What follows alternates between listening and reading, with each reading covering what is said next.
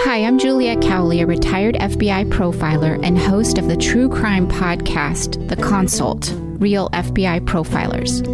If you're fascinated with true crime and criminal profiling, then join us as we discuss real cases and examine the behavior exhibited before, during, and after the commission of the crime. You can listen to The Consult wherever you get your podcasts. It's as close as it gets to being in the room with the FBI's Behavioral Analysis Unit.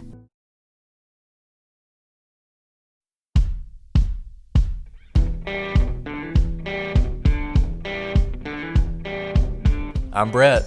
And I'm Alice. And we are the Prosecutors.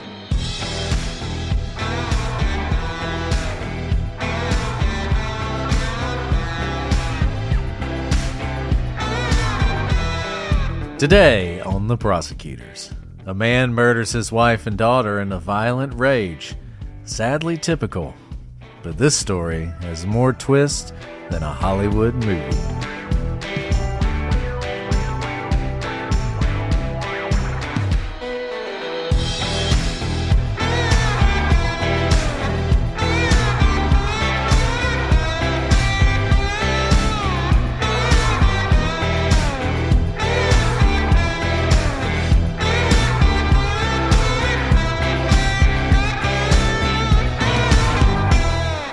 Hello, everybody, and welcome to this episode of The Prosecutors. I'm Brett, and I'm joined, as always, by my ace co-host, Alice.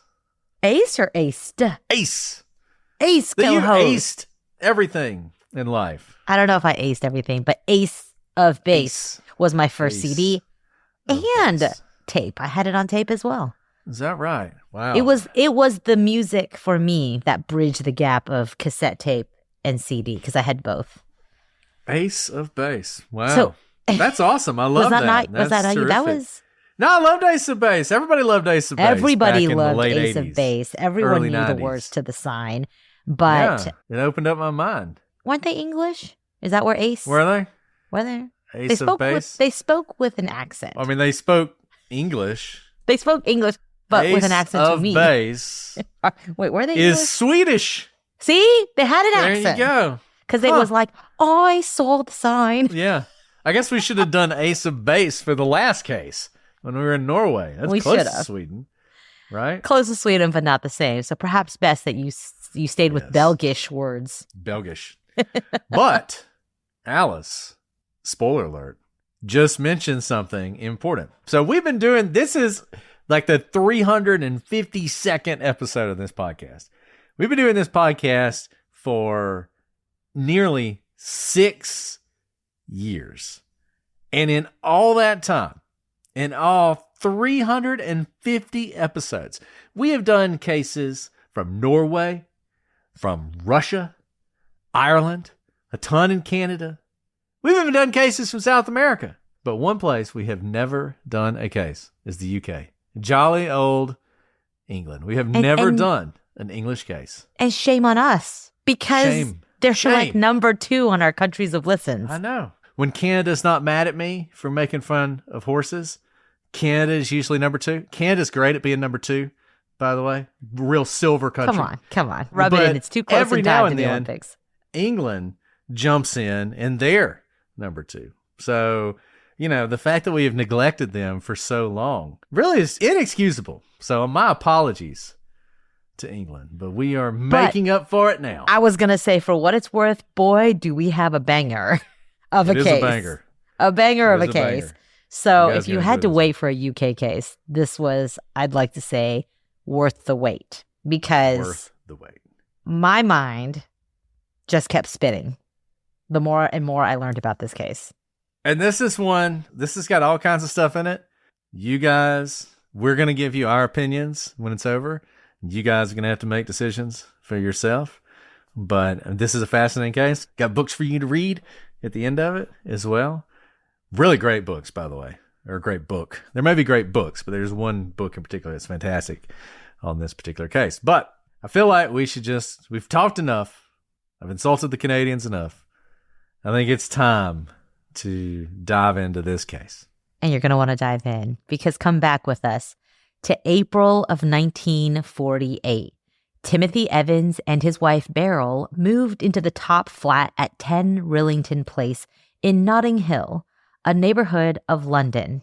Movies are made here. It seems like a romantic place. It is, but Notting Hill. So Timothy Evans was your typical working man in 1940s England.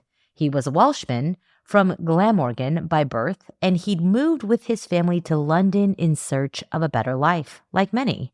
Tim had suffered health problems most of his childhood, and he missed a significant part of school because of those health problems. He was barely literate, and later IQ tests would reveal substantial intellectual deficits. Whatever intellectual deficits he had didn't prevent him from being something of a raconteur. He'd tell tall tales about his exploits that few people would believe, and in reality, he was a lorry driver who had very little excitement, save for when he was arrested for stealing a car in 1946. A serious offense for which he was fined 60 shillings, or £3. For reference, the average wage in London at the time was about £5,000 a year. So, I don't know. Might want to take your bets and steal some cars and see if you can sell them for parts. There you go. You know that we should have done this case first because we were trying to figure out how much a shilling was worth. There Now you we go. know. 20 shillings to the pound. But in 1947, things are looking up for Tim. He marries Beryl Thorley, a woman he met on a blind date. You know, even in 1940s, trying to figure out ways to meet people. Although initially living with their family, when Beryl became pregnant, they moved to Notting Hill. Notting Hill. Wow, they must have come into some money, right? Well, although it is now thought of as a posh, I feel like it's proper use of that word. Posh, Here look in- at you. Yeah, look at me. Look at Look me. at I'm you. British, you know. Look at me. I'm basically from the UK. A posh district. And the subject of the late 90s Julia Roberts and Hugh Grant flick. Did you see that one, Alice? Notting Hill? Did I see it? I'm just a girl standing before a boy asking him to love her. Is that from Who Notting doesn't? Hill? I didn't even know Yes, that. it is. Of course it is. That's one wow. of the most famous scenes. And I've yes, quoted that many times, but I didn't realize it was it's from from Notting Hill. And he's also made fun of for saying whoopsie daisy. So Oopsie daisy. a lot of people of our generation say whoopsie daisy because of Hugh Grant. I think Love Actually is still my favorite Hugh Grant. I mean, he's fantastic in it. Yeah. Well, anyways, at the time, Notting Hill was known as one of the worst neighborhoods in London. Isn't it funny how things change? But it was cheap, and they were able to find a place with respectable neighbors. Always important when, you know, you're moving into a new neighborhood, particularly one that maybe is not so nice. Downstairs, this was one of those places, it was sort of a subdivided flat. I don't know exactly how to describe it, but essentially you had an upstairs apartment, then you had a downstairs apartment. I think you might even had two downstairs apartments. People are trying to make ends meet in Notting Hill at this time. And downstairs from them in their house at 10 Rillington Place lived an older couple. And in fact, the husband was a postal clerk and a former police officer. So not a bad place to bring a child into the world. And Geraldine was born on October 10th, 1948. But things weren't perfect, as their downstairs neighbors, the Christies, would later attest.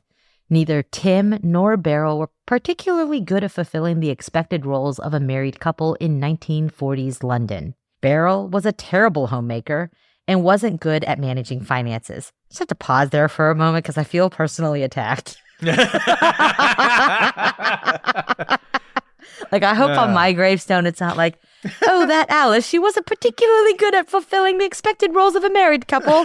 Terrible homemaker, am I right? But Beryl didn't have a podcast, Alice. So, you know. Beryl didn't have a podcast. But 1940s, she wasn't good at money and she wasn't good at keeping the home. Tim made that last part particularly difficult, the money aspect, because he was drinking away most of the money he earned as a truck driver. It's a match made in heaven, right? Yeah. Not good. You can't have someone who's not good with money and someone who also drinks it away. And when Tim was drunk, he got loud and he got angry. Their arguments became legendary, and the violence between them had a number of witnesses. Things came to a head in 1949 when Beryl discovered she was again pregnant. And, you know, this is one of those things where in the right circumstance, this is wonderful news, right? But not the case for these two. The two were barely making ends meet, and Beryl decided there was no way they could have a baby in this situation, and instead she wanted to seek an abortion, which were illegal at that time in England. Tim was adamantly opposed to this, at least at first, but Beryl sort of didn't care what he thought, and she went ahead anyway, and she attempted to induce the abortion through the use of a number of home remedies that had been recommended to her by different people. But none of these worked, and so she started to seek other options. And by November, she was becoming somewhat desperate, and that's when things took a violent and tragic turn. Okay, so we're going to dive into the first timeline.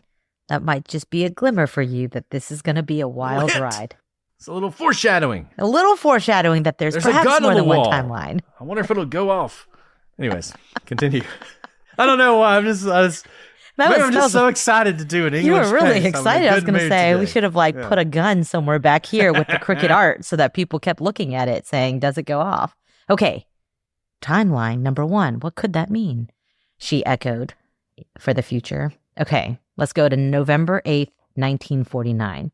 So the Christies are in bed while the Evans are engaged in one of their increasingly aggressive arguments. Suddenly, the Christies hear a loud thump and then nothing. This was the last time the Christies would hear or see anything from the Evans. So that's November 8th, 1949. Let's move to November 9th, 1949. So this is the next day. So the Christies are in bed, and here we go. We hear a big thump, right? Well, the next day, Timothy Evans sells all of his furniture for 40 pounds, which, not bad. I mean, you can attempt to steal like 4 or 5 cars. Yeah. I was going to say 10, 11, more 12 than 10 cars. cars for 40 pounds. So a significant amount of money. And apparently it was enough for him to quit his job and leave London. He heads back to Wales, where he is from, to stay with his aunt and uncle. And they ask him the obvious question: where are his wife and daughter? And he says that they have gone to visit Beryl's father, and that's why he's there all by himself. And if red flags are going up for you, they probably should be. So that's November 9th, 1949. Fast forward 20 days to November 29th, 1949. Tim's mother, who had been in regular contact with Beryl before Tim left London, learns what he has been telling others about Beryl. And the one thing Tim's mom knows is if she's off visiting her dad, she would still be in contact with her, and she hasn't heard anything from her in 3 weeks. So she writes a letter to Tim's aunt, the one that he's staying with, which reads, quote, "I don't know what lies Tim have told you down there. I have not seen Beryl or the baby for a month. There is some mystery about him. I never want to see him as long as I live. Everywhere I go, people asking for money he owes them. I am ashamed to say he is my son." It's rough. That is really rough. Ooh, that's from your own mother. But probably appropriate. Probably appropriate. But he wouldn't know about that because, she wrote the letter to his aunt, so it's all fine. It's fine, right? Why would you share a letter like this, especially with someone who drinks and gets violent when they drink? So, the next day, on November 30th, Tim's aunt reads this letter to him at breakfast. The letter from his mother saying she wants nothing to do with him and that she's ashamed he is her son. Upon hearing this, Timothy walked to the local police station, went inside, and told the attending officer, quote, "I have disposed of my wife. I have put her down the drain." You got to imagine that was a shock. Dude just hanging out the front door, just people checking in. "Hey, I need an officer. My cat's in a tree. Hey, I need an officer. Somebody broke into my house. Hey, I killed my wife and stuffed her down the drain." Okay, well, that's different. Day's suddenly interesting, at least. I don't know what in that letter makes him. Maybe he's like, well, darn, I've disappointed my mother. Perhaps I should come clean. For 20 days. He's like, I'll know where Beryl is. Beryl's with her dad. Yeah, all's good. Mom's ashamed of me. Better go turn myself in. Whatever it was, without a fight. There's no shootout. There's no running from the police. He has been running from the police for 20 days. They just didn't know he was running from them. But he turns himself in and says it very frankly with kind of no fanfare. I disposed of my wife, put her down the drain. So 2 detectives hear this and they sit down with Timothy and have him tell them everything. It takes around 2 hours, with Timothy recounting the entire history of his marriage up until Beryl's latest pregnancy. Tim says that initially he'd opposed the idea of abortion, but as his wife grew more desperate and made wild claims about killing herself and their daughter Geraldine, he began to relent. On November 7th, he met a man in a cafe seemingly at random who shared that he had access to abortion pills. He bought them and took them back home to Beryl. The next day, when Tim returned from home, he found Beryl dead. She'd taken those pills and they'd killed her. At this point, Tim, possibly because abortion was illegal in Britain and he would be blamed for his wife's death, decided to hide the body. He said he opened up the drain in front of the house and dropped her body in. So he wasn't kidding when he said that he put her down the drain. He then left Geraldine, the daughter, with some mysterious people who would take care of her and fled to Wales. So this is the story that he tells the 2 detectives. You know how sometimes you guys ask us, how do you know if somebody's telling the truth? They tell you a story and they testify or they confess or whatever. How do you know if they're telling the truth? I mean, this is a story that if you told it to Jesse Miskelly, he'd be like, that's not what happened. And, let's just walking through this, right? He just happened, I know sometimes I go down to Starbucks, get my coffee, maybe a scone, depending on the day. Some random guy in line's like, hey, you need some abortion pills? Because I got some. And I'm like, no. But in this case, Tim's like, that's exactly what I need. You just happen. How often do you do this? You just could tell. And it just works out, right? And then, obviously, she takes him and dies. And so he dumps her in the drain and gives his daughter to some mysterious people. Because that's what you do. If you have a daughter and, you don't want to deal with her because your wife's dead, there's always mysterious people who are just willing to take them.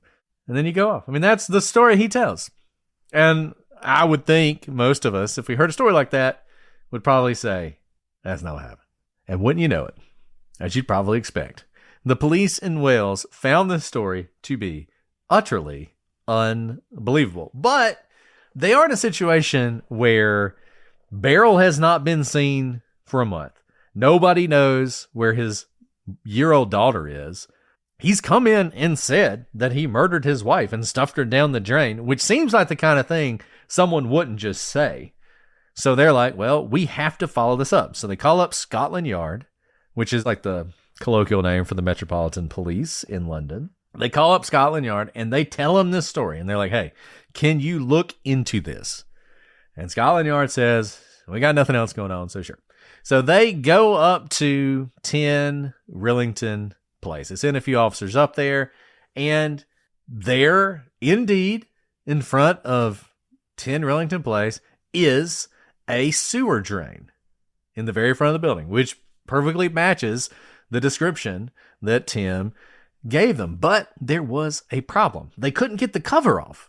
So they're trying to open up this sewer because they're expecting if we can get this sewer open, we're going to look down in it and there's going to be a dead body in there, right? And that's what they think is going to happen. But they can't get the top off.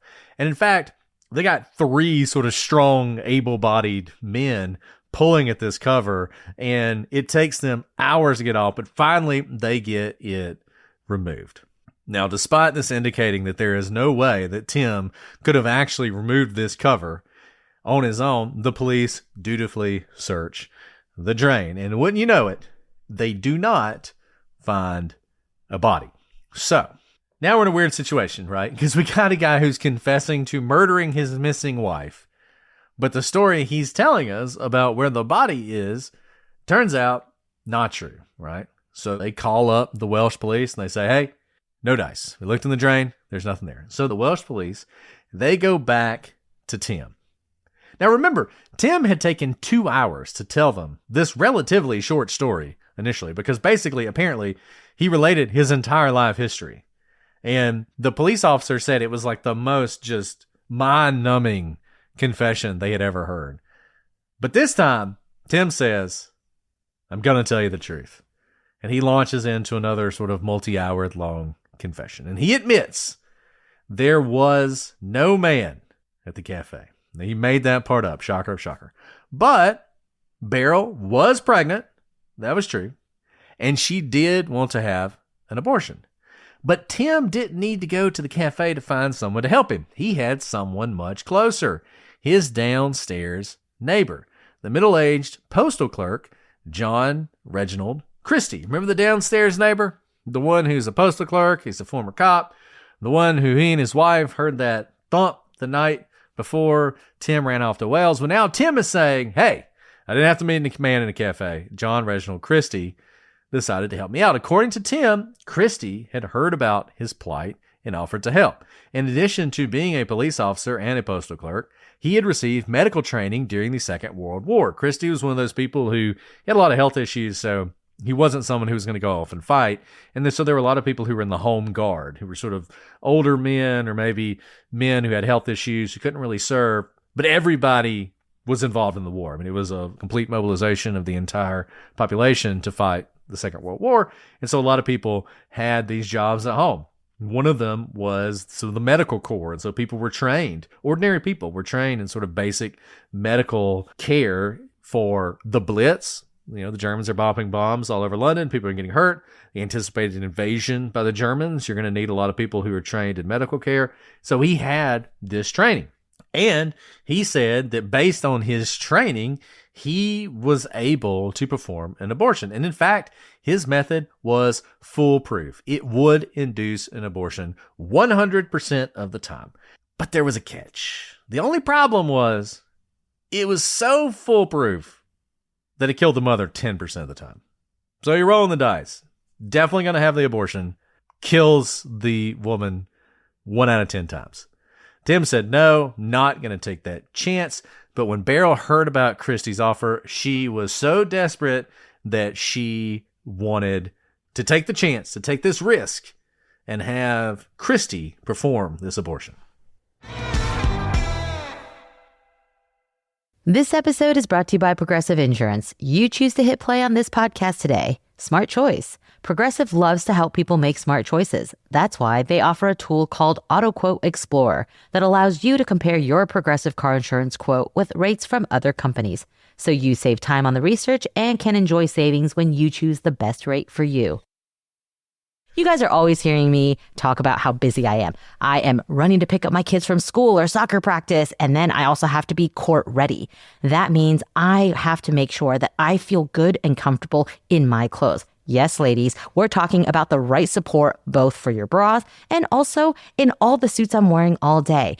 I am absolutely with Honey Love because they give me the confidence to go throughout my day. I have been wearing their crossover bra, which basically feels like wearing the most comfortable support you'll ever have, as well as their Super Power Short. I mean, it's called a Super Power Short, and I feel Super Power with all the support that I have under my clothes.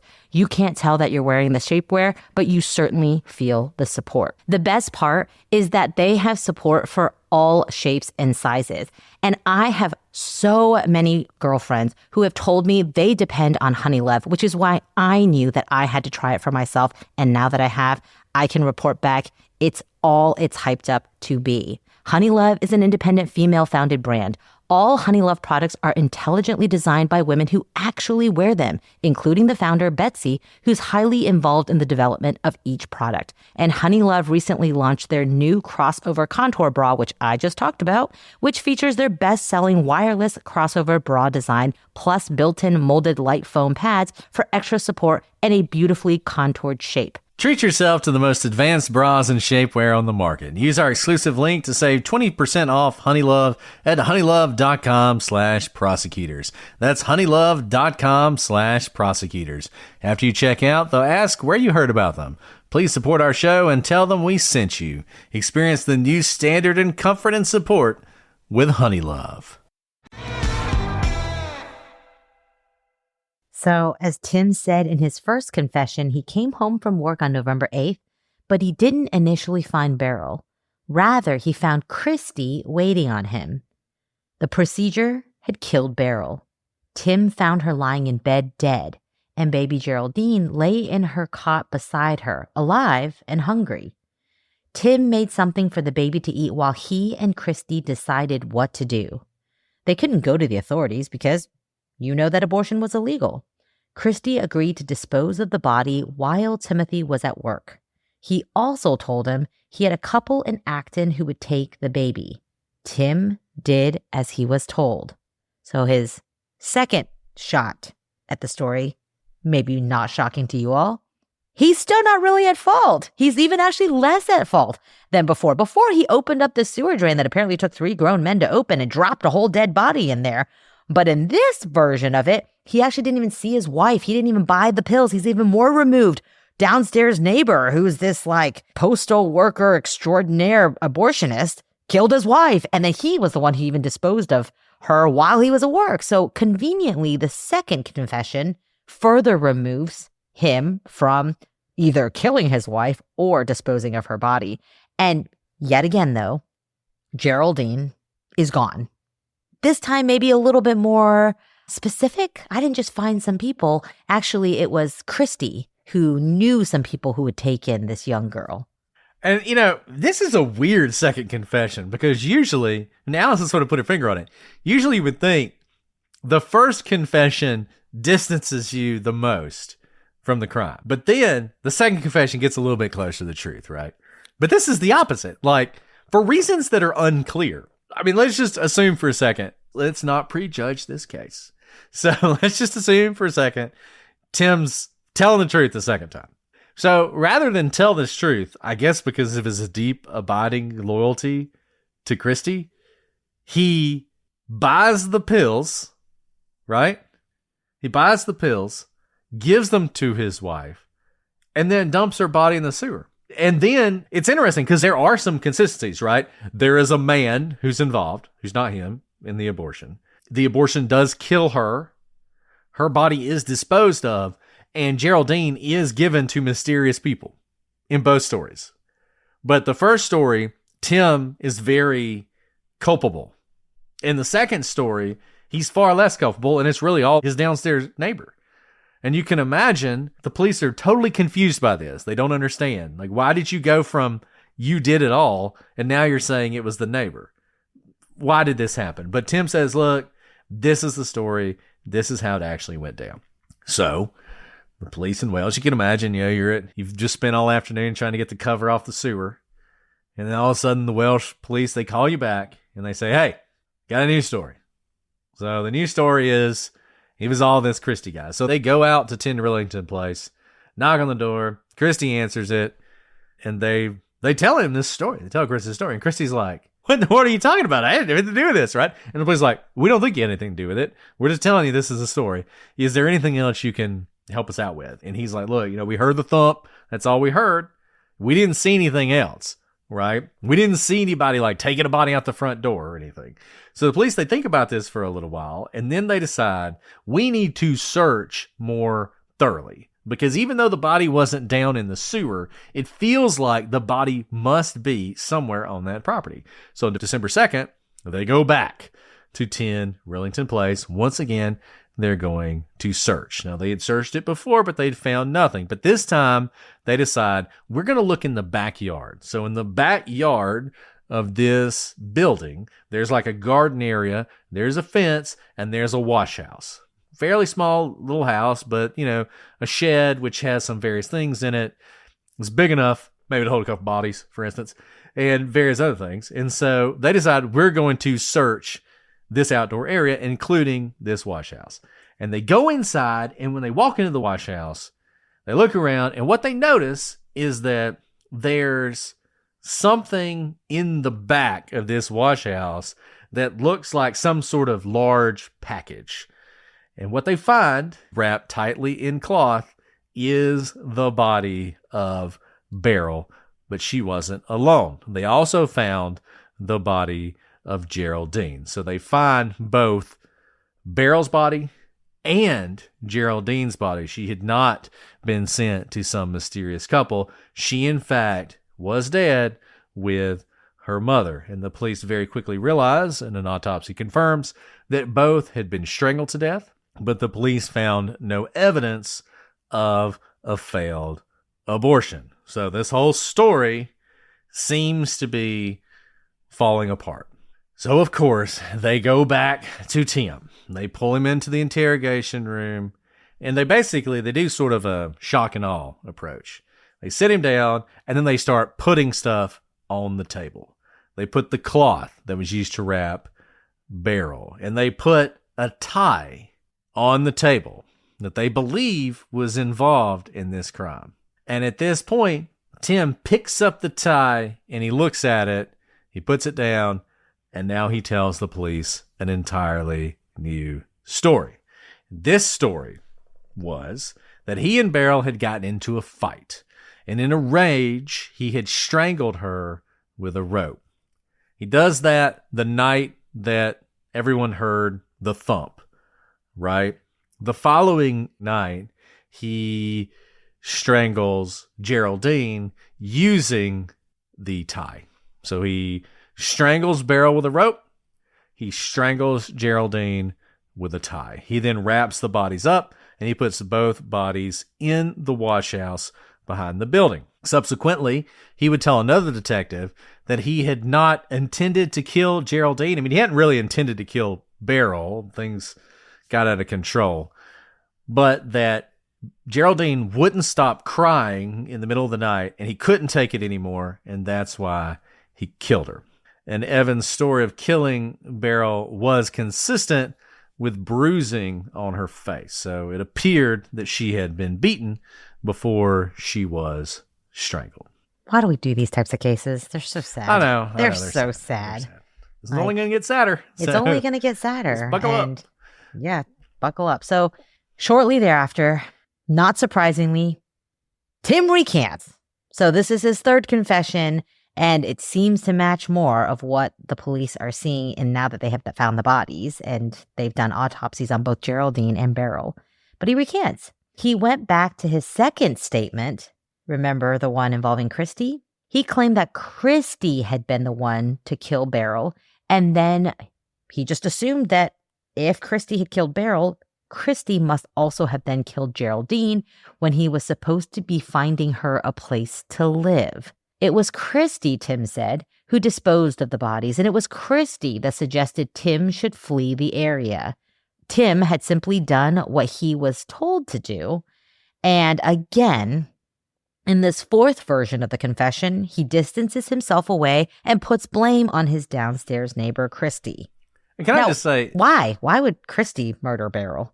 And also, this is the psychology of false confessions. I think this is one of those that it is so difficult to wrap your head around. I mean, how does a man... And let's assume this story is true. The fourth story is true, which is like a variation on the second story, right? How does a man confess to murdering his wife and baby daughter? Number one, how does he do that?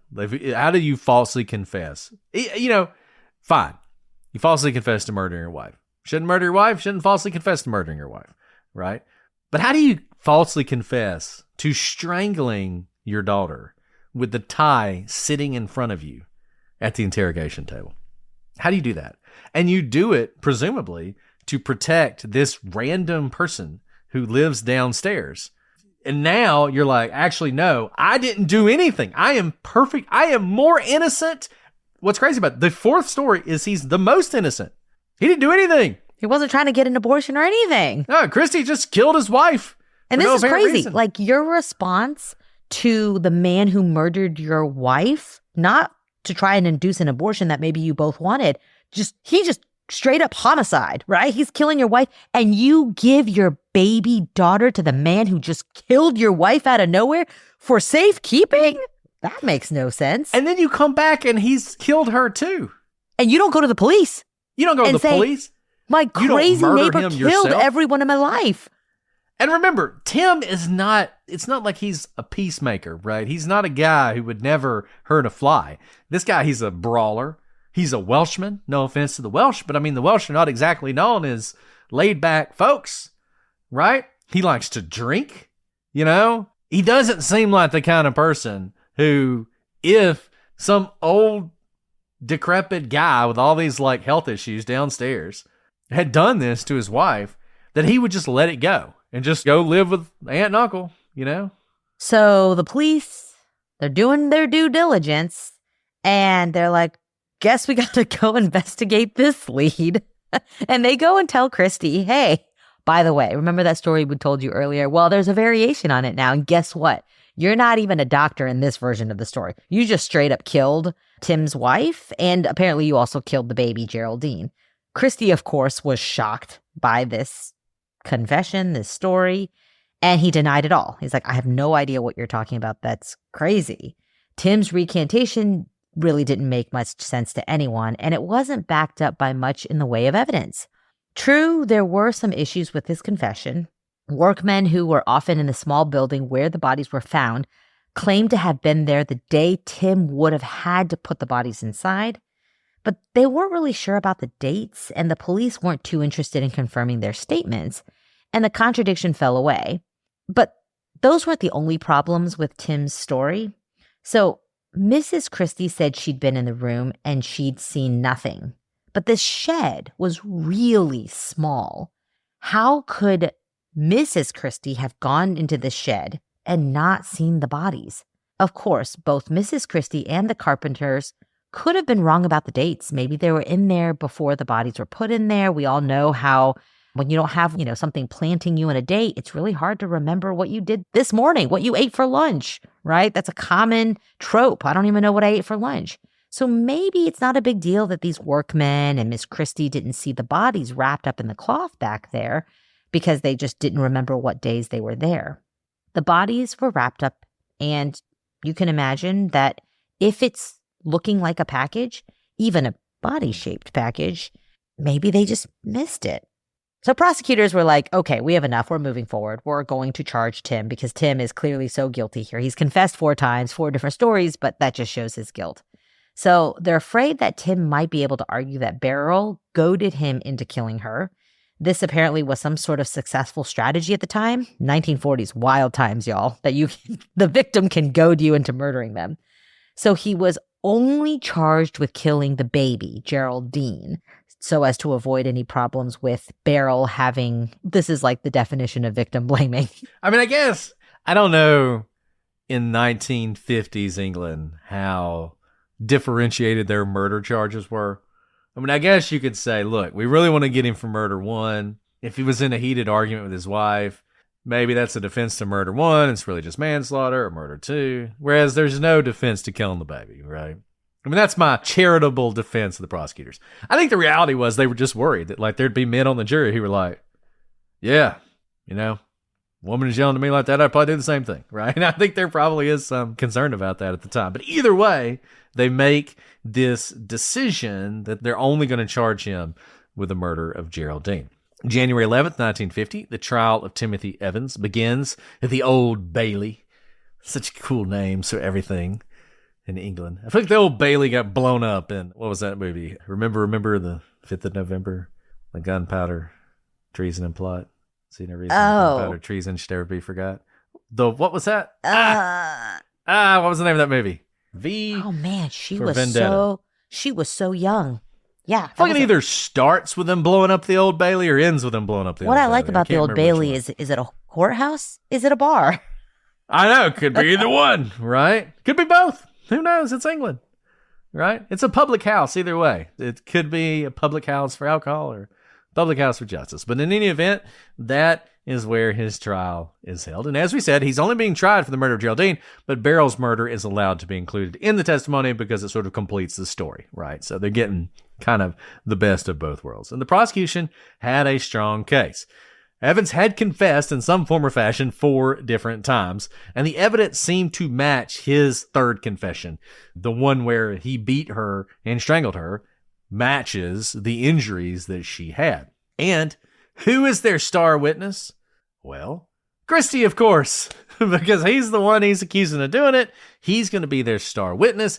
He is a fact witness. I mean, he heard the fight. He heard the moment that this happened. And the prosecution is going to tell this story of a depressed man. He was recently unemployed. He was deeply unhappy in his marriage, who was suffering under the weight of all these financial burdens. And he gets into this fight with his wife. a fight that he had had multiple times before, but this time everything boils over. He murders her, and what happens? He also kills his daughter. So that's the story that they're going to tell about Timothy Evans. So obviously, among those 4 confessions, Christie's implicated in 2 of them in a very serious way. Remember the story about Christie with the abortion help? Well, Christie gets on the stand and he denied the claims that he had ever offered Beryl an abortion, and he provided detailed accounts of the frequent fights between Tim and Beryl. Christie came off well to the jury. He was thought to be pleasant and thoughtful, and although the defense tried to bring up his prior criminal past, it had been 17 years since his last conviction, and the jury instead viewed him as someone who had impressively turned his life around. So we'll talk about that more later. Evans claimed to be innocent throughout this entire trial, with Christie up there talking about what a terrible guy he was when he drank, these horrible, violent fights he would hear. Evans maintained his innocence, but the jury wasn't convinced. He came across as a liar and was thought to be blaming Christie in an effort to save himself. He was unable to provide explanations to the jury as to why Christie would have committed the murder, motive, and his statements were filled with all these inaccuracies, not to mention 4 wildly different confessions that kept him at arm's length or completely innocent of the crimes. So the trial lasted only 3 days, but it took the jury just 40 minutes to reach a guilty verdict. Honestly, not too surprising. I mean, really, it's not. In this case, you have a lot of things going. I mean, it's the 50s, right? So now there's all sorts of things you would expect. You would expect forensics. You would expect maybe some DNA, some phones. Tim's phone would be pinging upstairs and then pinging next to the shed, and you'd use all that. But in this case, you don't have that. So this, in many ways, is the ultimate circumstantial case in the way that people meant that in the past. I mean, now, circumstantial evidence includes things like DNA, fingerprints, cell phone pings, like things that seem pretty rock solid. I mean, DNA is like 1 in a trillion or whatever, right? So when you see that, you're like, oh, that's much better than some eyewitness you can't trust. But at the time, you really did. You had sort of, did somebody see him do it? Nobody did. So then it's this, we're kind of trying to put together these various things. And I mean, think about the evidence you have against him. I mean, is there any doubt that everyone on Twitter would think he's guilty? People on Twitter would have thought he was guilty before he was even arrested, right? Like the moment they found Beryl dead, they'd be like, well, it was the husband who did it, right? And there's a lot of reasons to think it's him, right? He's the husband who's been violent with his wife before, very violent. There are multiple people who testify to this violence, including members of Beryl's family who testify to how violent Tim was with her. You have both Reginald Christie and his wife testifying to that night when they hear this violent fight upstairs and they hear this thump and then silence and they never hear Beryl again. You have her being found in the back, whatever, the shed, right? And then you have the confessions. And not only that, I mean, you have evidence of guilt in his behavior. He flees the area. I mean, that's one of the big things that we look at. It's the kind of evidence that you typically would point to, even in a trial today. Fleeing the area is consciousness of guilt, something you'd point to. You have his multiple confessions, his changing story. You have the fact that his third confession seems to fit what physical evidence you do have. It is obvious that she's been beaten. He says that he beat her. He's an abusive guy. He explains exactly how he did it. He explains exactly how he killed his daughter, right? All this seems to come together into a rock-solid case. It's not surprising that it took the jury only 40 minutes to reach a guilty verdict. And let me tell you, unlike now, justice moved swiftly in 1950s England, right?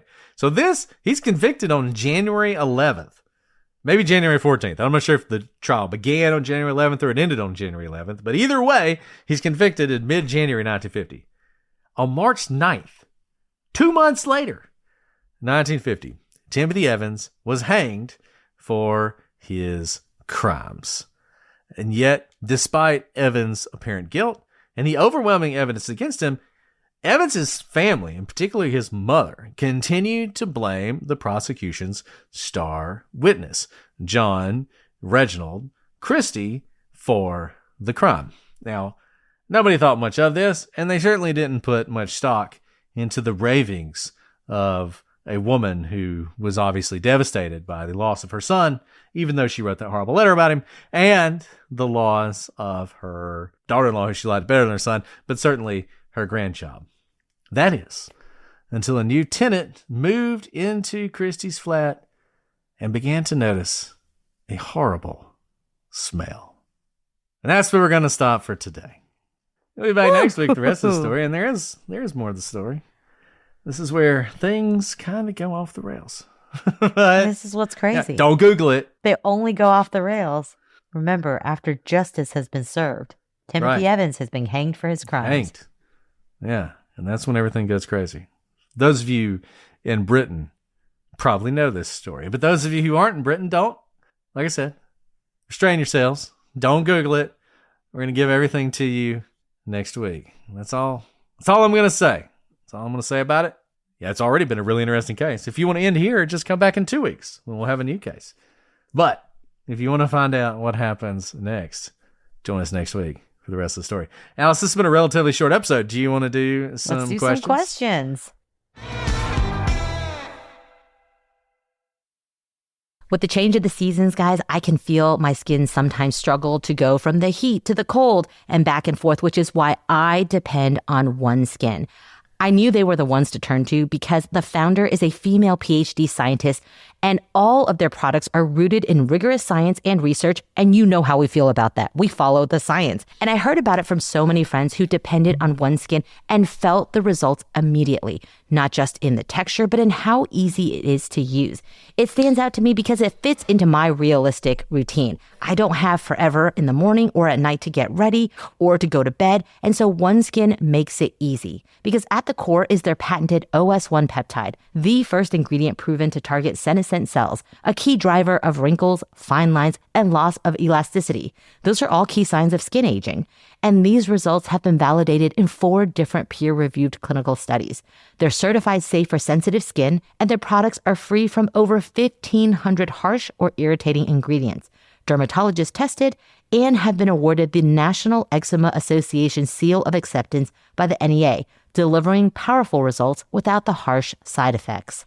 Born from over a decade of longevity research, OneSkin's OS1 peptide is proven to target the visible signs of aging, helping you unlock your healthiest skin now and as you age. For a limited time, try OneSkin with 15% off using code Prosecutors at oneskin.co/prosecutors. That's 15% off oneskin.co with code Prosecutors. After you purchase, they'll ask you where you heard about them. Please support our show and tell them we sent you. Guys, we are back with one of our absolute favorite sponsors, Lola Blankets. You guys know there's nothing I love more than relaxing. You work hard all day. What you want to do when you get home, lay down on the couch, get yourself a good book, and wrap up in a great blanket. And there is nothing that will make you feel more luxurious, more comfortable, more wonderful than Lola Blanket. It is the greatest blanket I've ever owned. I never thought I'd feel like I feel about this blanket. And I'm not even kidding you. When I give gifts now, you're getting a Lola Blanket. That's what you're getting. You're getting married, getting a Lola Blanket. What I give my mom for Christmas? A Lola Blanket. What am I getting myself for the next opportunity I have to buy something for myself? A Lola Blanket. The kids fight over them. I can barely keep one. I need as many as I can get. Lola instantly elevates your space. It's unbelievably soft, beautifully designed. It makes your home feel cozy and curated. You cannot go wrong with a Lola Blanket. We love our Lola blankets, and for a limited time, our listeners can get 40% off select Lola blanket products with code Prosecutors at checkout. Just head to lolablankets.com and use code Prosecutors to get 40% off your order. After you purchase, they'll ask where you heard about them. Please support our show and let them know we sent you. Wrap yourself in luxury with Lola blankets. Whew. Get your heart rate up on this one. I know, we do. You're right about the sad. We do sad questions. I mean, it's sad, but also this is like wild. Okay, so as expected, I'm not surprised by this at all. We did get a follow-up question we briefly touched on this, but who our least favorite president is. I don't know if you've had an opportunity to Our think. least I don't know, favorite president. I don't know if you had a chance to think more about who your favorite was. I can't give that. I not. mean, there's just so many. Like There's so many. it's I mean, too, George a little, Washington honestly, is a little my too hard. favorite, George so. Washington is an easy one in the sense of like you have to take George Washington out. You kind of got to take away. I already gave you my, James K. Polk one, so I did kind of pick one. Okay, our That's least true. favorite. Our least favorite. It's funny growing up in the South because everybody still dislikes Lincoln to this day because of the whole war thing. Not in Texas. But I always like, okay, people in Texas, write in about all your stories about how much people dislike Lincoln. And I did Alice not. is under the We impression did a lot that of people Texas in Texas. history. We didn't dislike. Lincoln. I was a big fan of Lincoln because of the obvious, but it's funny because every now and then, I can't remember what it was. There was something I was reading about, like the dedication of a building or what was it? Man, I can't remember what it was, but they intentionally chose the day that Lincoln was assassinated to do it. Oh. And I was like, wow. But I can't remember. And it was something that was like loosely attenuated to that. But I was like, wow. Anyways, hopefully most people have gotten over it by now. But I would say Washington is number one. Lincoln is number two for me. Roosevelt, the first one. Teddy Roosevelt. That's going to be my top three. This I'm is gonna go basically with, what you said last time. So we I didn't know, totally I know. avoid the question. This But those is are my basically favorite. what we said last time. and you like John K. Polk the best. I'm just gonna James K. Polk. What'd I say? John K. Polk? John. I was like, Oh, you sorry. got to get his name right. But I was taking away kind of the main ones, right? Okay, Like, so that's easy. yeah, Favorite's so James easy. K. Polk. Okay, so Who's least your favorite. least favorite? I don't have a least favorite, but I have a story from my childhood. So I have nothing against Zachary Taylor, except there was this girl in my elementary school class, and she was adamant. Her last name was Taylor, which now that I know when I'm an adult, that's like one of the most common last names. And she may have been related to Zachary Taylor, but boy, was she just insufferable about it. Every single day. For the 4 years I knew her, she talked about how, well, my great-grandfather, Zachary Taylor, the former president, said, and I was like, who is this crazy person? So I have no He was personal only president because vendetta. Tipica knew. Exactly. Or was And then that- I looked wait, into him and I was that's like, that's Tyler. your grandfather? Not grandfather. She insisted it was like a direct line. It was like a great-great-grandfather, and she was the sole heir. I Wikipedia'd it since then, but she talked about it every single day. And that's not an exaggeration. It was like first grade, second grade, third grade, fourth grade, fifth grade, and then I moved. And I was like, good riddance to the Zachary Taylor spawn. But Okay, in Taylor- my mind, I'm just going to look at Taylor didn't real do fast. anything. He didn't do anything. Did he didn't do, he die? literally didn't do anything. And so I don't dislike him as a person, but his great something talked about it all the time. And then when I became older, I was like, I wish I knew how he did nothing so I could make fun of her for having an ineffective. He fought a bunch of wars. Yeah. He did He have was president great for hair. 1 year. He did have gray hair. 1 year. I know. That's what I'm 1 saying. year. He did nothing. He did nothing. He died really early, right? He got sick. He got the flu or something. He died in office, right? Oh, yeah. He died after 1 year. Yeah. No, he barely makes my kid's president's map. Huh, this is interesting. He appointed a judge to the Northern District, Middle District, and Southern District of Alabama, but it was just one judge. It was one judge. Yeah. Was now, his maybe they friend. only had one district back then, and they're just divided up like that. Okay, so here's how he died. You ready for this? This is straight from Wikipedia. This is not my knowledge. A lot of times, I'm just spitting facts for you guys that just come from my head, and I'm not doing that here because I didn't know this. Okay. July 4th, 1850, right? Taylor reportedly consumed copious amounts of cherries and iced milk while attending holiday celebrations during a fundraising event at the Washington Monument, which was under construction. Over the course of several days, he became severely ill with an unknown digestive ailment, It was not milk and cherries. initially resembling acute gastroenteritis. The illness initially seemed mild. On the first day, he continued working. His condition worsened. He was then diagnosed with cholera. Were the which- cherries soaked in cholera water? Well, so it was an intestinal ailment as diverse as diarrhea and dysentery, but apparently not related to actual cholera. Though So he there was a died as if he were widespread on the Oregon Trail, but from epidemic drinking of too cholera. much. I know, but milk, drinking too much milk. This is why you gotta. This is why to pasteurize your milk, all you raw milk people. You're gonna die like Taylor. We don't want that for you.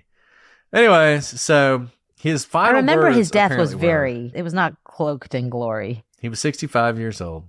I should not be surprised that this were to terminate in my death. I did not expect to encounter what has beset me since my elevation to the presidency. God knows I've endeavored to fulfill what I conceive to be an honest duty, but I have been mistaken. My motives have been misconstrued, and my feelings most grossly outraged. Now I'm looking up his descendants. I mean, he did have 6 children. There was that one guy I'm looking into his genealogy now to see if his grandson was still alive until like last week or something. Yes. So there's a conspiracy theory that he was actually assassinated by Catholics. It's always the Catholics. It's always them Catholics. He'd been poisoned either by pro-slavery Southerners or Catholics, and similar theories have persisted into the 21st century. And then Fillmore became president afterwards. Fillmore received a letter alleging that Taylor had been poisoned by a Jesuit lay official. There you go. So, who knows? And they dug him up, I guess. They dug him up in 1991 to figure out whether or not he had been murdered. So there you go. They dug him up. They took samples of his hair, fingernails, and other tissues, which apparently he still had after 150 years. That's pretty good. And then reburied him. And they did all sorts of analysis, and they did not find any evidence of poisoning. So there you go. Huh. See? Any potential recovery was overwhelmed by his doctors, who treated him with ipecac, opium, and quinine. There you go. So he probably was murdered, but it was by his doctors. Anyways, this was a little bit of a side. Anyways, so Taylor is your least favorite. Poor guy. In the sense that he got nothing done, and then his great-great-great-great-granddaughter, who I don't question whether it's really her, never stopped talking about how she was like royalty. Yeah. He really didn't do a whole lot. So it's a personal vendetta, really. I mean, he was pretty impressive. He started off as a first lieutenant in the military and retired as a major general. Well, that's not bad. Apparently, he's the third cousin once removed of Robert E. Lee. Is that right? Back then, everyone really was related to each other. He was from Kentucky, apparently. Okay, well, look, I mean, my least favorite president has not changed. It's Wilson. Wilson is my least favorite president. And look, there's all sorts of reasons not to like Wilson. I mean, there's like a laundry list of reasons. But I don't know why people in this country are afraid of their history. They're totally afraid of their history. But like that period of the early 1900s was such a volatile period, and it could have gone either way. It really could have. You had it had been 50 years since the Civil War had ended. You had, freed slaves had made a life for themselves, were building these prosperous communities. There was this hope for maybe some sort of racial harmony. And then Wilson becomes president. And so do you know what the very first movie ever screened in the White House was? I really don't. The first movie. I really do ever not. Screened. I mean, think about this. What year would this be? The very first movie. Like 1912. Not talking picture, silent picture. It was a silent picture, all right. I don't even know what silent pictures there were. It's called The Birth of a Nation. The very first movie ever shown in the White House, Birth of a Nation. And Birth of a Nation is based on a book written by Wilson's good buddy and former, I think, roommate in college. It's a book called The Klansman. And it is single-handedly responsible for reestablishing the Ku Klux Klan in America. The book and the movie together.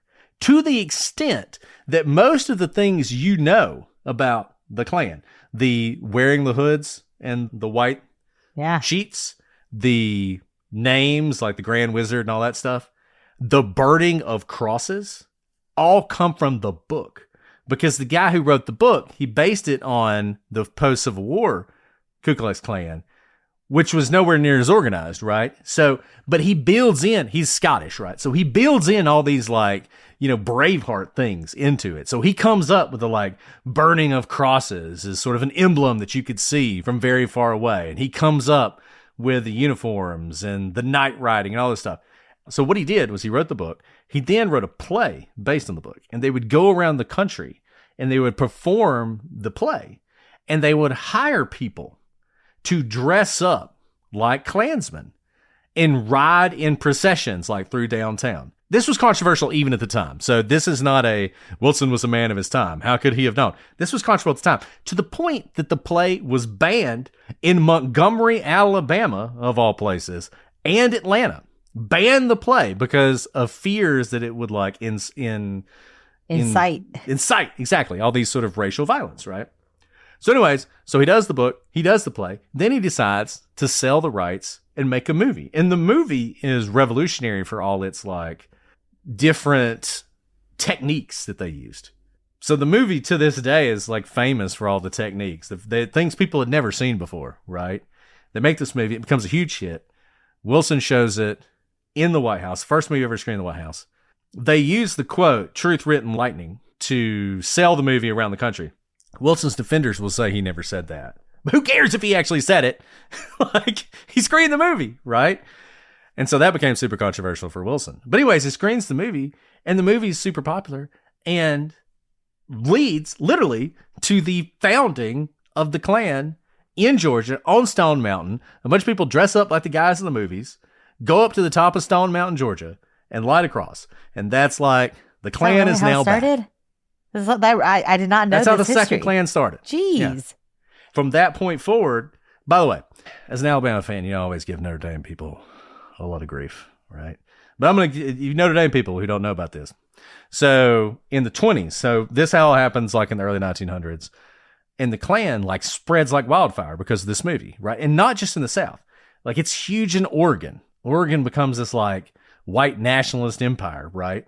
Takes over the state of Indiana. Like, all of the elected officials in Indiana are Klansmen. So then the Klan marches on Notre Dame because they hated Catholics. They're super anti-Catholic, right? Marches on Notre Dame. And the students come out and fight them. And they get into this huge brawl between the students at Notre Dame and the Klansmen and drive them off. The students at Notre Dame drive off these Klansmen, drive them away from it's not, people often say that's why they're called the Fighting Irish. Not true. That'd be That's a cool pretty story cool, too. though. But nevertheless, is sort of indicative of it. So this big sort of moment in Notre Dame history that people don't talk about enough. So if you're a big Notre Dame fan, something to be proud of. Way to go. Way to fight off the Klansmen when everyone else adopted them. Anyways, so Wilson, like, so many reasons not to like him. But this, to me, so emblematic. There you go. Of Wilson's presidency. So Wilson is my least favorite president. That was a good history lesson. I did not know that it was the screening of that movie. Clearly, I didn't even know he screened that movie. But it's set off. I mean, that's basically. like when you're on Jeopardy one day, that's like a final Jeopardy question. What's the first movie ever screened in the That White is House? crazy. So that's Whew. my least favorite president. Well, that's a very good reason for him to be your least favorite president. Much better Among than others. my personal vendetta. Among others. Yes. But I think I did not know that. He was also an academic, and who likes academics, right? Academics are the worst. He's the last academic to be elected president. Some people say it's because he was so terrible. Wow. And people did not give Wilson grief for a long time. I mean, it took really a reevaluation of Wilson in the last 20 years or so that people started to realize not a good dude. All right. Okay, let's ask another question. I'm going to ask a question where Alice can talk for 10 minutes straight. No, that was... Monopolize the I conversation. learned a lot. You know what's going to happen. Reddit's just going to clip you talking about Klan. Exactly. That happens to me all the time. So it wouldn't surprise me if it happens as now. you're saying it, I'm like, I can totally see that someone's putting it all together and be like, Klan. They march. Yeah, and exactly. victory. But they don't get enough credit. Yeah, exactly. Like the Wilson. I just clipped it for you guys. It'll be like, my favorite president is Wilson because he screened. Yeah, be my luck. All right, so this is Kate. Kate wants to know, I'm a court reporting student sluggering through the long and difficult certification process. Do you have any great court reporter stories to motivate me until I get into the courtroom? Court reporters, they get the best tea. They hear everything. Remember, when you have your sidebars, everyone waits for the court reporter to come up with it looks like a little stand with their little, I actually don't know what the machine is called, but it's a modified keyboard for them to be able to type amazingly. They must be amazing. And it's only pianists. It's like 4 keys or something. It's like very few keys. I'm not making fun of it. It literally is like this compacted keyboard, but it's a code. Like you literally play chords on it, but it creates words. I have no idea how you do it. So I'm very impressed. But you hear everything. The judge calls you back. Nothing starts until you're there. So you hear everything that happens in the back chambers. You're hearing everything at the sidebars. And here's the thing. Everyone respects you the most, really, like the attorneys and the judges, because they can't do anything until you're settled. So you know how like everyone has to stand for the judge. Everyone has to wait for the defendant or the, whoever to get in. Honestly, the most important person, especially during any sort of a substantive hearing or a trial, is the court reporter. The judge, a good judge and a good courtroom deputy will always check with the court reporter before anything starts. Madam Court Reporter, are you ready to start? And if she's not, nobody's moving. If she needs a bathroom break, everyone's taking a bathroom break. So that's just like background. Way to go. You are doing and by the way, we have such a dearth. We need court reporters. And this is actually could be an inhibition to justice because we actually cannot have many of our change of pleas, our guilty plea hearings, all of these without court reporters. So oftentimes we have to schedule around court reporters if we don't have enough court reporters to be present for our hearings. And look, I mean, AI is coming and it's going to affect everybody, but I just feel like that need to have an actual person do the job. It's one of those jobs where you just want to have real people because you are the record. I mean, so much of what we do, especially me. I mean, if you're doing appellate work, everything is the record. The record's all, it doesn't actually matter what happened. All that matters is what the record says, right? And so the court reporter is so critical. And yeah, if you're a lawyer out there, be nice to court reporters because they can help you out a lot. I mean, there'll be times where you need transcripts very quickly, maybe even the same night, so you can review them for the next day. And you need to have good relationships with court reporters. I mean, we've told our best court reporter story was when we had the guy who sounds just like Ed Orgeron on the stand, who could not hear anything. And so he ends up on his knees next to the court reporter because he had a screen in front of him in the stand, but he couldn't hear anything. And the other screen was sitting next to the court reporter. So he's on his knees next to the court reporter reading off what's on the screen because we're going through documents. And she's sitting right next to him. It just... And he's like hilarious. Taking a knee, like as if on the field. But his 50-yard line was the court reporter's lap, essentially. Essentially. She was just right on top of him. And she was this tiny little lady. And he was this Hulk of a man.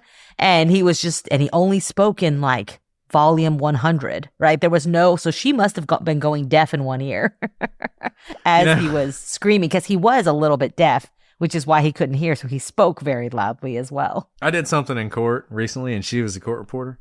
And afterwards, she told somebody else that she liked seeing me in the court and she wished I was over there more often. And I was like, I've never been more honored. Because she sees everything. Exactly. Those are like high praise from her. So I don't get those. I always get chastised by the court reporters to speak slower. Really? I get chastised a lot. Especially, obviously, you guys are all nodding along. When I get going on an oral argument or something, they're like, ma'am, please slow down. Yeah, I always find myself apologizing afterwards. Be like, I'm sorry. I kind of got out of control. The worst is when you have a translator because you have to talk and then the translator has to talk. You can really, the court reporter's trying to take everything down and you can really walk all over that. So here's a pro tip for practicing attorneys, but also something to adopt for our future court reporter friends. This is a very good practice that an attorney long ago, I honestly can't even remember who taught me to do this, and it's adopted by most lawyers, I would say, is when you walk into a courtroom, this is how you make friends. You identify who the court reporter is, and you immediately go over and introduce yourself if you're one of the attorneys who's going to be speaking, and give them your business card so that they don't have to find out how to spell your name later. Because oftentimes, as the hearing is over, everyone's high-fiving each other or debriefing or running out of the courtroom. The court reporter's trying to run after you to say, Brett, how do you spell your last name?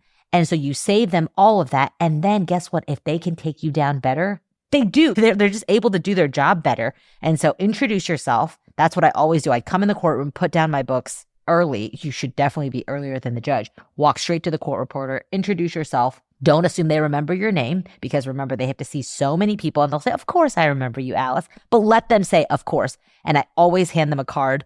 And obviously, over time, they're like, I know yours. But it's always that gesture to show, I know you have a really hard job. Let me help you make your job a little bit easier. And just to piggyback off that, for those of you young lawyers out there, there are a lot of sort of the difference between a good lawyer and a bad lawyer is X. But the real difference between a good lawyer and a bad lawyer is a bad lawyer thinks the judge is important. A good lawyer knows that everybody else in the courtroom is important too. Like your courtroom deputies, your marshals, clerks, court reporters, they're the people who make it run. And if you're a jerk to them, which it always shocks me how many attorneys are complete jerks to the court staff. If you're jerks to them, you're going to pay for it.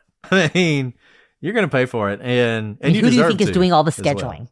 Which court reporter do you think is going to haul butt to run across? They can easily say, you know what? 5 minutes isn't enough time for me to run from courtroom A to courtroom Z. So I'm not going to run. You guys can just schedule an hour later.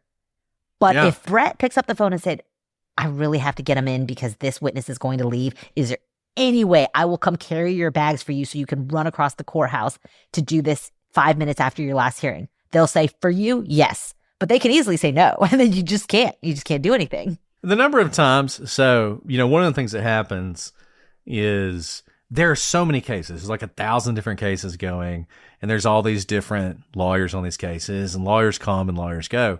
And so the number of times that there's a filing due and there's no one on the case and no one knows it, and like our office misses it because there's nobody on it.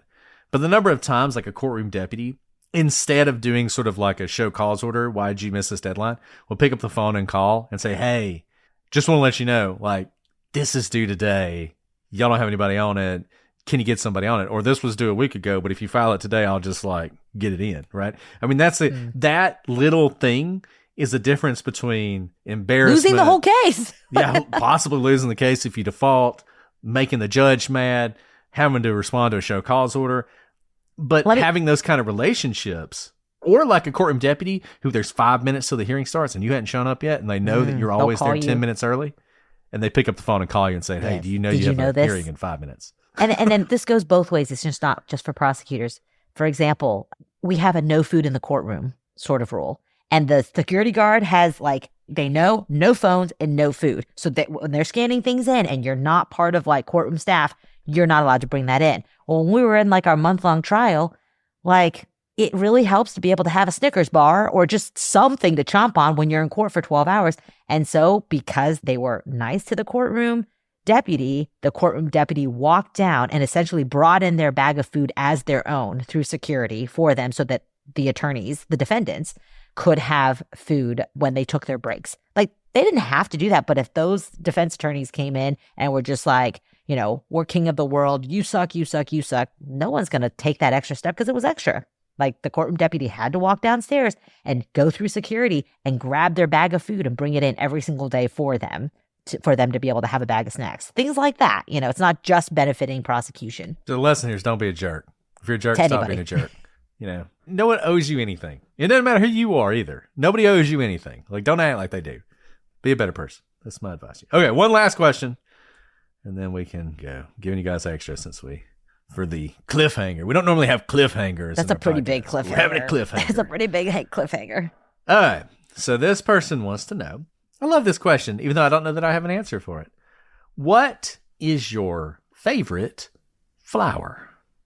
Oh, I have a few favorite flowers. So I love hydrangeas. That's a very southern flower. And that was in my wedding bouquet. But they're not my favorite because they die so quickly once you cut the stem. They really need to be hydrated. But by the way, if you put them in the refrigerator, they revive. That's like a tip. I love azaleas because it's a flower of the South and they are so bright. And I don't know about where you live or if maybe it's just where we live, Brett. Azaleas bloom 8 times a year here. Mm-hmm. It's like the dead of winter. And I'm like, why are the azaleas blooming? So they seem to always be in bloom where I live, which I really love because they come in beautiful, vibrant colors and they seem to be hardier than hydrangeas. I love the hydrangeas. They're just such delicate flowers, and a dying, dried up hydrangea is one of the saddest things I've ever seen. So they are my favorite, except that they die so quickly. But I love all flowers. In fact, what I cannot wait for Brittany to be old enough that we can have a flower floral arrangement making party. Oh, that's awesome. Wouldn't that be cute? Everyone gets to take home something beautiful. So I'm going to cheat because I'm not going to say a flower. Oh. But so my favorite pretty plant, can I say that? Don't say like a pine tree. Is a Japanese maple. Because That I is love very the pretty. colors they turn. There was one and, outside my house, in one of the houses I lived in, and it was my favorite plant. and what I love, there's this time of year where Japanese maples, they turn colors, gold or red or, whatever. And the leaves fall off. And when the wind blows, it's like this shower of color. And there's just this time of year where I'm driving through my neighborhood and just these showers of color from the Japanese maples. I just love that so much. It's just so beautiful. Okay. So I love that. That is beautiful, and it's ethereal. And it is ethereal. So along those lines, and this is kind of because it's really more tree, it's such a DC thing to say, but I love cherry blossoms and cherry blossom season. But I actually don't love the cherry blossom in DC because it's like way touristy. It's crazy. It's impossible to get around to see it. If you get to see it, it's beautiful. But there are cherry blossoms kind of in pockets all over the United States, of course, and they are usually some sort of gift from Japan to that locality. So in New Haven, I don't know why they were gifted a bunch of cherry blossoms from Japan, but they were, or maybe it was from I think it was from Japan. So there are several streets in New Haven with beautiful cherry blossoms. So every year when they bloomed, and we've talked about New Haven, the winter is brutal. And it's usually just as the snow is beginning to melt, they'll start to bloom. Speaking of New Haven, bless all of you in New England right now. Oh my goodness. I just was looking at the weather app because I have to fly tomorrow and I don't know that I'm going to get out, which is fine with me. But hope y'all are keeping your heat on and watching this instead of being outside. But the cherry blossoms was one of the first dates that I went on with Mr. Alice. Aww. Was walking to the cherry blossoms from the library because he came over and was like, they're blooming. Do you want to go see them? Aww. So that's so sweet. It is, but that's a tree. It's not really a flower. So as we sign off today, it's a beautiful story. Let us know what your favorite flowers are. Let us know what your least favorite president is. Let us know any stories about how, you're somebody like a court reporter and someone was a jerk to you and you were able to crush them.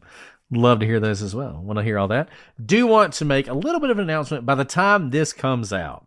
So we love Patreon because we get to see you guys on Patreon. But I know a lot of you hate Patreon. Well, we've signed up for Apple subscriptions. So if you want to, you can sign up on Apple, pay the same $3 a month, and get ad-free episodes directly from Apple. So you don't have to worry about Patreon and all that stuff. You will not get to see our beautiful faces when we record these things, nor will you receive the episodes early, but you will receive ad-free episodes. So if you've been wanting to get ad-free episodes but not join Patreon, that is now an option. So I wanted to announce that. As always, let us know what you think about this case so far. Shoot us an email, prosecutorspod@gmail.com, @prosecutorspod for all your social media. Join the gallery to discuss this and other cases. Well, Alice, anything else you want to add before we sign off? No, come back. You're going to want to hear the rest of this story. I promise you that. So much to tell you. And then the ultimate question, which we're excited to get to as well. Oh, yes. CrimeCon's coming up. It's kind of hard to believe, but by the time you hear this, it'll be about 2 months away. If you haven't gotten your tickets yet, get them. Use code Prosecutors for 10% off. It's in Vegas. Come see us in Vegas. Frankly, don't buy a ticket for CrimeCon. Come to Vegas, and we'll play blackjack together. It'll be amazing. So if you're on Patreon or various other places, we'll let you know where we'll be so we can hang out. All right. With all that said, Alice, anything you want to add before we sign off? No, I'm excited to continue this story with you guys. All right, guys. Well, this has been fun as always. Shout out to everybody in the UK who's been asking for us to cover one of your cases. Here we are. This is not the last one we're going to cover. So we got more to talk about. But we'll be back next week with the continuation of this story. And until then, I'm Brett. And I'm Alice. And we are the Prosecutors.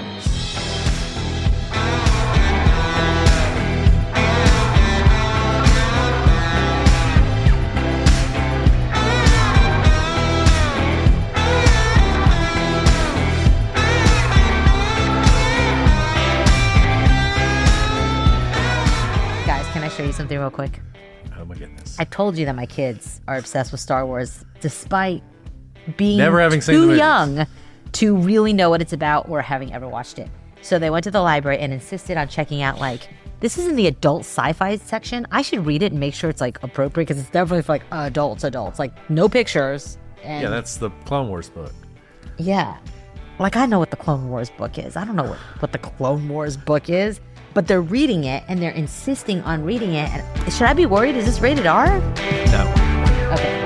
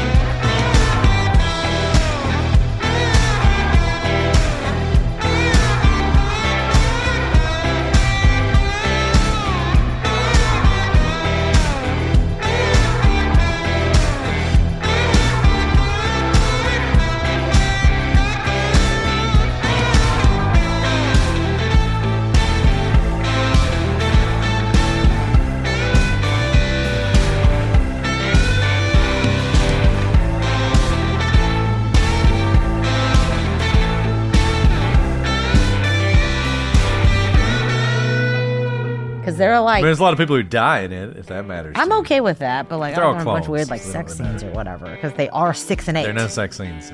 Okay. We watched 4, 5, and 6. No. Those I like generally know, but like I don't know what's in these books. Like I don't know who wrote this book.